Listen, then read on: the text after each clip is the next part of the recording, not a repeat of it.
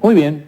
En este bloque tenemos a un Mauricio que hoy apoyó la movilización que se le hizo a otro Mauricio. Estamos hablando de Mauricio Figueredo, que pertenece a la CGT Regional Misiones, y está con nosotros también Silvina García, que es del Movimiento Popular de la Dignidad, del CETEP, y Víctor Rosenfeld, de la CTA Autónoma. ¿Qué se sabe, Alicia, de último momento, cómo anduvo esa movilización? Una movilización muy importante, que además había expectativas acerca de un plan de lucha que también vienen pidiendo algunos sectores, y el dato es que el 25 de septiembre es el plazo como para que se reúnan las distintas conducciones de los gremios que conforman las CGT y las CTA, suponemos por su parte también, para analizar las medidas de fuerza que puedan plantearse en este contexto. Así que bueno, por lo menos eso. Y escuchábamos el único orador que tuvo este acto, que fue Schmidt, hablar de que iban un poco también para decirle al gobierno que están escuchando lo que pasa en la población, digamos. No estamos sordos, dijo, entre otras cuestiones. Figueredo, esto se va a poder concretar porque se puso como fecha entonces lo que nos planteaba recién Alicia, el 25 de septiembre para reunirse. Algunos medios están diciendo que fueron totalmente divididos. De las 20 y tantas fueron solamente 17, 18 los que estuvieron hoy en el palco, digamos, organizaciones gremiales. ¿Se logrará esa unión para ir a un paro general fuerte antes de las elecciones del mes de octubre? Bueno, yo creo que tendríamos que plantear en cuanto a CGT dos realidades, digamos, la CGT a nivel nacional y la CGT a nivel provincial. Yo creo que hablar hoy por hoy, digamos, que estamos dispuestos a que si se siguen vulnerando los derechos de los trabajadores, obviamente ir a un paro, que es una herramienta, digamos, constitucional que tenemos los gremios. Yo creo que antes tendríamos que ser un poquito más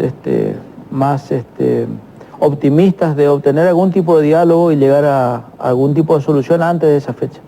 Porque a nivel provincial y a nivel nacional creo que estamos siempre abiertos al diálogo con propuestas, siempre hemos apostado por la gobernabilidad, entonces creo que, como yo siempre digo en cuanto a mi gremio respecta, el que te dice que el gremio viene a estar en contra de alguien, te miente, porque el gremio siempre estuvo a favor de los derechos vulnerados sobre todo. Entonces, el que se siente presionado por los gremios cuando vulnera derechos, siempre el enemigo es el gremio, siempre encuentran algún enemigo para buscar algún tipo de discusión, digamos, de enfrentamiento. Yo creo que acá hay que ser un poco más inteligente, confiar y presentar propuestas claras, digamos. No pensar directamente vamos a hacer paro tal fecha. Acá hay que sentarse y dialogar porque esto lo arreglamos entre todos, no lo arregla nadie. ¿Se puede lograr ese diálogo, Silvina? Nosotros calculamos que sí, digamos, siempre desde el Movimiento Popular La Dignidad, dentro de la CETEP, siempre hemos estado abiertos al diálogo, siempre y cuando las respuestas se encuentren, las respuestas sean positivas para la resolución de las problemáticas que constantemente estamos viviendo en todos los barrios, y entendiendo, digamos, que es toda una cuestión de voluntad política, porque presupuesto hay. Entonces, nosotros estamos abiertos al diálogo. Cuando es que comenzamos a tomar otras medidas que lamentablemente estamos bastante aceitados porque son necesarias, cuando esas respuestas no se encuentran o las promesas no llegan al objetivo, que es que se cumplan y que realmente se vea en la realidad reflejada la inversión en cuanto a lo social, digamos, por parte del Estado, que en sí debería ser garante de los derechos de todos los ciudadanos. La medida que tomamos hoy es principalmente acompañando la movilización que convocó la CGT, pero en pedido de ¿qué? En pedido de trabajo genuino, digamos, algo que se estaba discutiendo en el bloque anterior. Creo que todos estaban de acuerdo con que hay que generar puestos de trabajo. Ahora bien, puestos de trabajo genuinos, no precarizados como lo que estaba planteando Chito. De eso nos sobra, digamos. Y lamentablemente la realidad en el país lejos está de cumplir eso. Así que por el momento, digamos, seguimos empujando para que el gobierno de una vez por todas aplique y reglamente lo que ha sido legislado el año pasado, que es la ley de emergencia social, que tenía un presupuesto destinado de 10 millones de pesos por año. Estamos entrando en septiembre y recién se ha invertido 5 millones. 5 mil millones. Entonces, ¿qué pasa? ¿Qué pasa con el resto de la plata? ¿Para qué están pensando de destinarlas? ¿O hasta cuánto más hay que hacer aguantar a la gente? ¿O hasta qué punto tenemos que llegar para pensar que hay una necesidad real? En el caso de lo que decía hoy Schmidt, ¿cómo lo escucharon ustedes? ¿Es lo que se esperaba de esa movilización y de las definiciones del referente de la CGT? Sí, nosotros de la CTA Autónoma y otras organizaciones que estamos unidos y trabajando, pues también apoyamos en la misma medida y con el mismo fin que dijo acá la amiga, ¿no? Porque nosotros entendemos que realmente la Argentina está en peligro. Y la patria está en peligro, porque tenemos un gobierno que hoy, digamos, no hay confusiones. Son claramente, podemos decir el gabinete, son claramente los gerentes de las grandes empresas, de las grandes corporaciones, bancos, y son los que manejan el país. Entonces, realmente tenemos que ofrecerle un parate para que eso cambie, para que cambie la política. Nosotros no podemos... No se puede esperar más, estamos ante una situación gravísima de desocupación. No se vislumbra esto que ha dicho el ministro de Economía, que vamos a 20 años de crecimiento, es una falacia que no se apoya en nada. Como se dijo en el bloque anterior, están los despidos. Bueno, en el caso de la provincia de Misiones, como dicen los amigos acá de los movimientos populares, bueno, es una provincia que tiene una gran cantidad de desocupados o subocupados. Tenemos un país que tiene casi un 40% de población muy pobre. Nosotros hoy leí en el diario dice que somos el país en América Latina que tiene el 19 más pobres jóvenes. Digamos, a ver, yo como tengo algunos años acá, un poco menos que el amigo, pero yo me acuerdo que nosotros en la década de los 70, 80, bueno, se puede recoger, había un 8% de pobreza, un 5% en la década del 70, un 8% cuando subió Alfonsín, y hoy estamos en el 36-40%, y no bajó después del 2001, que llegó al 50%, no bajó nunca menos del 30%, o sea que acá hemos tenido crecimiento, hemos tenido una explosión de ocupación, todo esto que dicen que le hicieron bien, digamos, pero nunca bajó de un 30% de pobreza. Entonces digo que hay que poner un freno, si no, vamos a ir a un abismo. Víctor, y esta idea que plantea Figueredo de que antes de ir al paro general, digamos, que se busque la manera de dialogar, que se busque la manera de conseguir cosas, ¿ustedes creen que no hay otra alternativa, que hay que sentarse el 25 de septiembre y poner fecha a ese paro nacional? Y si de aquí, bueno, no puedo poner fechas, ¿no? Pero yo sé que el jueves hay una reunión con los movimientos sociales. Bueno, tendría que haber una respuesta. Seguramente tiene que haber inmediatamente reunión con los otros sectores, porque, digamos, ¿cómo puede ser que vayamos a un cambio en la legislación laboral, donde va a haber flexibilización, donde se va a aumentar probablemente, o hecha la propuesta, de aumentar la edad jubilatoria, donde hay una serie de cambios que se están vislumbrando y no haya una reunión? ¿O con quién se va a reunir el gobierno? Porque no sé cómo se va a hacer por decreto. ¿Hoy no se reunió el gobierno con parte de un sector gremial? Porque estaba previsto que se iba a reunir hoy. No. Que yo sepa, hoy no se concretó. No, probablemente, no sé si será esa la información. Después de la movilización bastante grande que conseguimos realizar para la fecha de San Cayetano, para el 7 de agosto, no, perdón, no fue el 7 de agosto. ¿Cuándo? Sí, 7 de agosto. 7 de agosto, sí, perdón. Estoy medio perdida. Tantas veces estamos en la calle. Bien, para el 7 de agosto se había conseguido que se nos recibiera, la ministra Stanley de Desarrollo Social nos ha recibido y pasó un cuarto intermedio que va a ser recién este jueves. ahí, en todo caso, se podría ver ese sería el momento de diálogo. Porque también digamos, circuló la versión desde el ámbito del gobierno hoy que se reunirían con esos otros sectores gremiales que no participaron de esta movilización. Ahora, yo creo que, como decía la compañera, nos podemos reunir todas las veces que sea necesaria. Ahora, después de ahí a que se cumpla lo que se promete es otro paso, porque siempre estamos corriendo como el conejo detrás de la zanahoria, ¿sí? Nos convocan para la pacificación y todas las cuestiones. Cuando llega el momento de reconocernos los derechos y cumplir las promesas o cumplir los pactos que se firman, inclusive se hacen actas y terminamos incumpliendo sistemáticamente.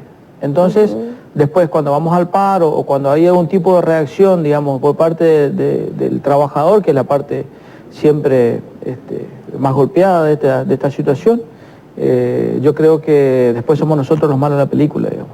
Y hay como una simetría bastante importante también, ¿no? Por un lado, las urgencias que tienen las organizaciones de desocupados, o los sectores que están demandando trabajo, y tal vez los sectores que todavía están disputando con otras herramientas sus derechos laborales, ¿no? Hay ese universo del 40% de precarizados, de tercerizados. Pero, ahora se ha dado una cosa muy importante, porque la Secretaría Nacional, aún con los retrasos que podemos reconocer, ha reconocido la existencia de un sector que no está formal, ya que hace muchos años no era reconocido. Eso es un valor. Después, bueno, que hay atraso, efectivamente hay atraso. Por eso yo señalo esa cuestión de que estamos en una situación muy, muy difícil, porque no se puede garantizar una gobernabilidad sobre la base de la aceptación del sufrimiento de una parte, la parte más importante de la población. Sí. No de la parte que, como se decía en el bloque anterior, no está sufriendo, la parte de que se le han bajado las retenciones, la parte de los bancarios, de los dueños de los bancos, ¿no? De los que manejan las exportaciones de este país, etcétera, que se le ha bajado todas las restricciones y sin embargo no se ha generado empleo. Todo lo contrario, se sigue. Y ahora tenemos, mire, lo que ha dicho el ministro de Economía, que me asombra realmente porque aparentemente tendría que ser un experto.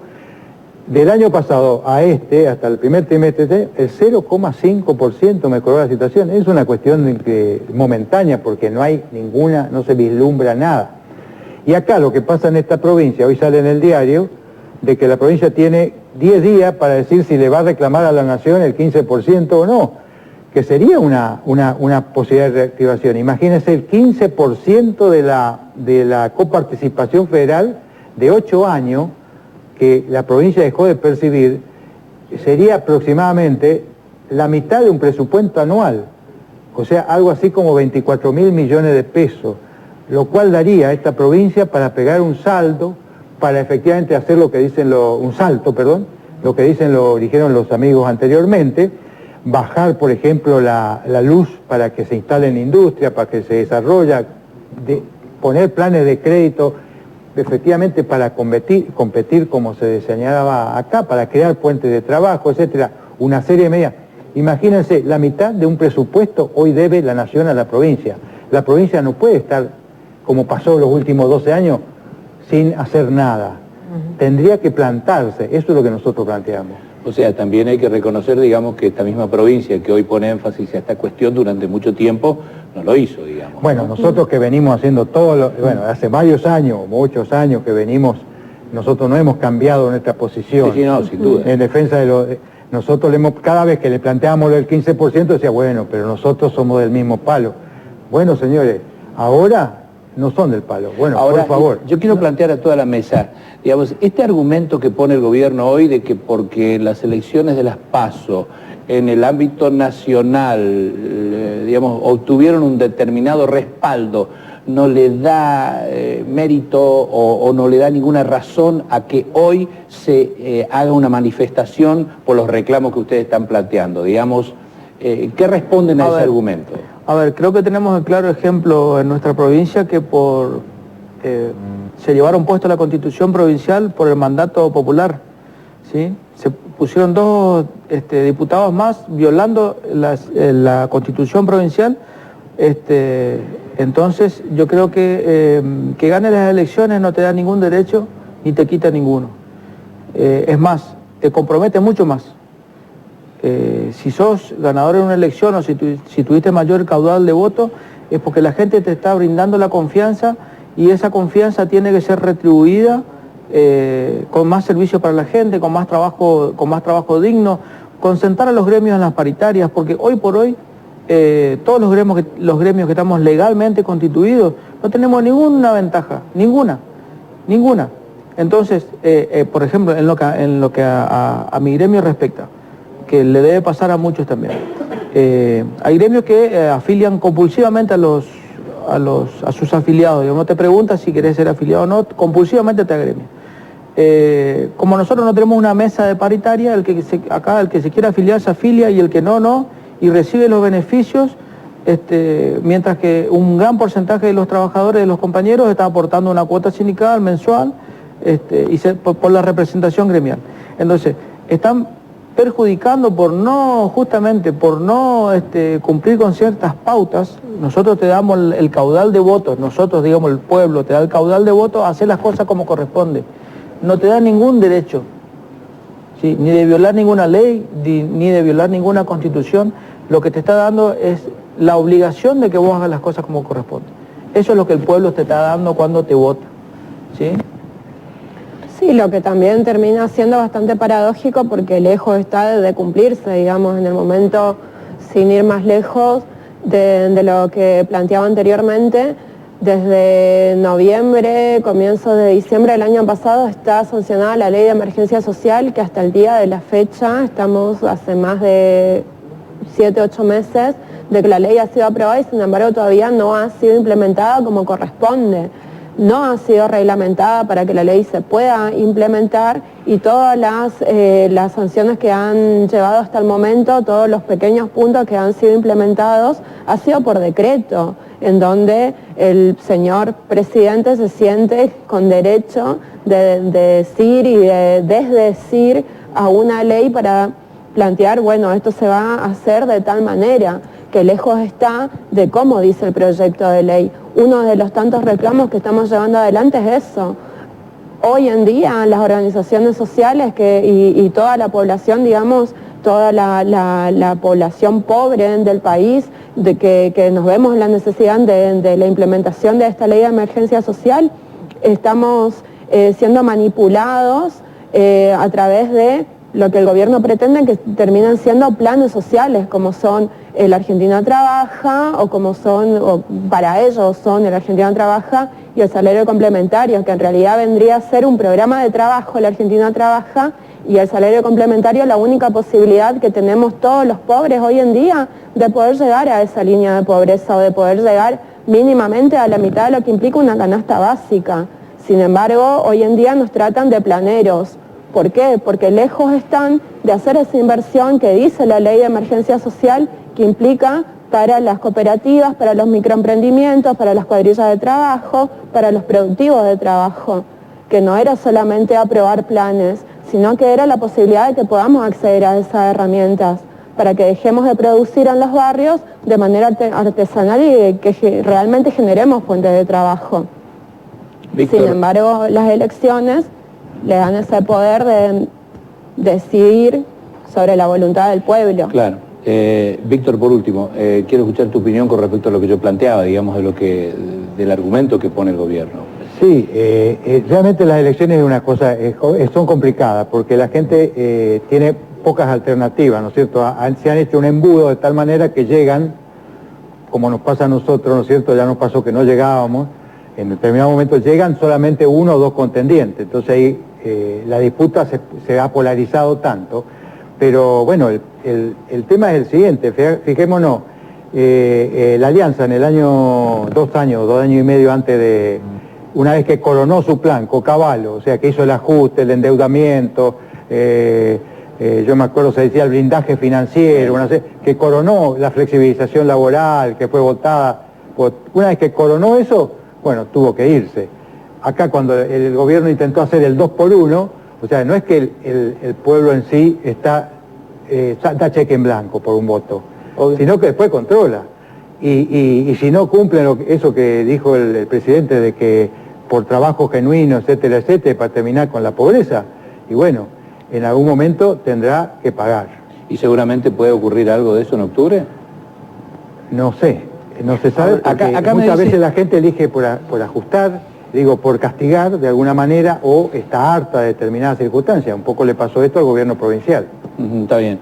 Después le doy ya por último la palabra a Figueredo, porque recién me cuenta Jiménez, justamente el secretario general del CGT, que sí, que hubo un almuerzo hoy, pero con el sector del extinto Momo Venegas, que era gente aliada al gobierno, digamos. Claro. Ese es el sector que almorzó hoy con el gobierno. Bien. Yo creo que nosotros tenemos, hasta te diría que es una cuestión cultural de ser incumplidores seriales de todo tipo de convenios y tratos y demás, y que siempre los platos rotos los hemos pagado los trabajadores. Si vamos a hacer memoria, el trabajador de la provincia de Misiones tuvo el ICE, el IET, el 13% del pago a cuenta, y bien, gracias, nunca nos devolvieron un solo peso de eso. Cayó la emergencia previsional, ¿sí? con la ventana jubilatoria, que hoy los compañeros se pueden jubilar con el 82% tomando en cuenta sus haberes tanto en blanco como en negro, pero al caer la emergencia previsional seguimos pagando el 19% de jubilación, cuando en todo el país se paga entre el 11 y el 14% como máximo. Es decir, cae una cosa, pero la retención del fondo sigue siendo siempre el mismo. Siempre fuimos nosotros la variable de ajuste, siempre fuimos nosotros, siempre, en todos los gobiernos. Y creo que tendríamos que ser, yo soy dirigente gremial desde el año 2008, pero soy trabajador hace 30 años del tribunal. Y creo que siempre le hemos pagado nosotros los platos rotos, siempre, siempre. No hubo media vuelta para conseguir que la provincia o el país salga adelante sin que el trabajador salga perjudicado, y hubieron siempre sectores que están con el gobierno y sectores que por presentar algún tipo de propuesta diferente están en contra del gobierno, digamos. O sea, acá es bien fácil, es blanco o es negro, y no creo que sea tan así. Creo que el aporte es de todos y hay que seguir luchando, pero los gobiernos, creo que por ahí hablar de el gobierno sería un poco a corta distancia. Yo creo que creo que es más honesto, digamos, hablar de los gobiernos, porque esto es una cultura de todos los políticos. Siempre la variable de ajuste fuimos nosotros. En el bloque anterior hablaban del problema impositivo que tenemos con nosotros. Hay que reconocer que ingreso bruto, por ejemplo, es un impuesto totalmente extorsivo, y que Misiones es la única provincia que cobra ingreso bruto en las exportaciones, sí, con aduanas internas y demás, y que si se le planteó a nivel nacional, porque ahora todos los problemas, digamos, se lo plantean como que el gobierno, qué sé yo, porque a las reuniones a las que nosotros asistimos, nos dice que la cosa está difícil. Acá el tiempo, Mauricio. Bueno, perdón, y cierro. Pero no tenemos propuestas claras de cómo cambiar la situación, digamos. Entonces, ¿cuál es el problema? Precarizar. Silvina, Víctor, Mauricio, gracias por venir. Gracias por la invitación. Gracias por el espacio. Por el debate. ¿Qué tenemos después? En el último bloque vamos a estar hablando de las convenciones constituyentes en los municipios, porque eso también va a ser parte de la oferta electoral del 22 de octubre. Y vamos a hablar con un constitucionalista. Sí, ¿es el momento? ¿Por qué en este momento? ¿Qué se elige? ¿Es útil? ¿Qué se pone en juego en este contexto? Muchas preguntas que tenemos preparadas para compartir con el doctor Bacigalupi cuando regresemos. Ya volvemos.